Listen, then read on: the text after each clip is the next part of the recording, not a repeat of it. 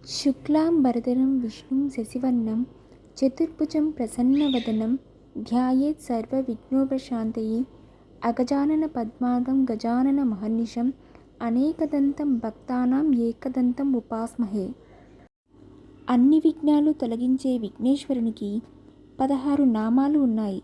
వీటిని షోడశ నామాలు అంటారు. మనం ప్రతినిత్యం 108 అష్టోత్తరం చదవకపోయినా కనీసం ఈ 16 నామాల్ని ప్రతిరోజు విన్నా చదివినా చాలంటారు కంచి పరమాచార్యుల వారు. మరి ఆ షోడశ నామాల్ని, దాని అర్థాల్ని ఈ వీడియోలో చూద్దాం.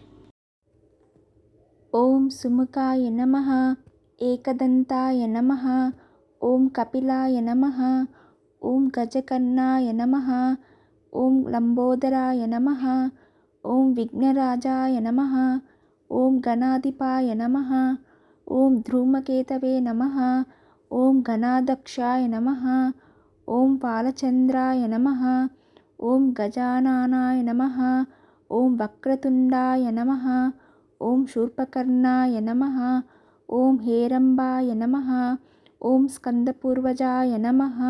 ఇప్పుడు వీటి అర్థాలు తెలుసుకుందాం. సుముఖ అనగా అందమైన ముఖం. ఏకదంత ఒకే దంతాన్ని కలిగి ఉన్నాడు. కపిల ఎరుపు గోధుమ రంగు కలిసి ఉంటాడు. గజకర్ణక ఏనుగు చెవులు కలవాడు. లంబోదర పెద్ద పొట్ట లేదా బొడ్డు కలవాడు. వికట ఉగ్రరూపం మరియు పొరపాటు. విఘ్నరాజ అవరోధాలకు అధిపతి.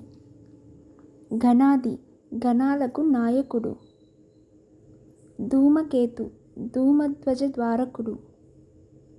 గణాధ్యక్షుడు గణాలకు అధిపతి. ఫాలచంద్రుడు చంద్రుని ముఖం కలవాడు. గజానన ఏనుగు ముఖం లేదా తల కలిగినవాడు. వక్రతుండ వక్రీకృత దంతము కలిగినవాడు. శూర్పకర్ణ పెద్ద ఆకారం గల చెవులు కలవాడు. హేరంబ బలహీనులకు రక్షకుడు. స్కందపూర్వజ స్కంద రేఖల ముందు జన్మించినవాడు. గం గం గణపతయే నమః.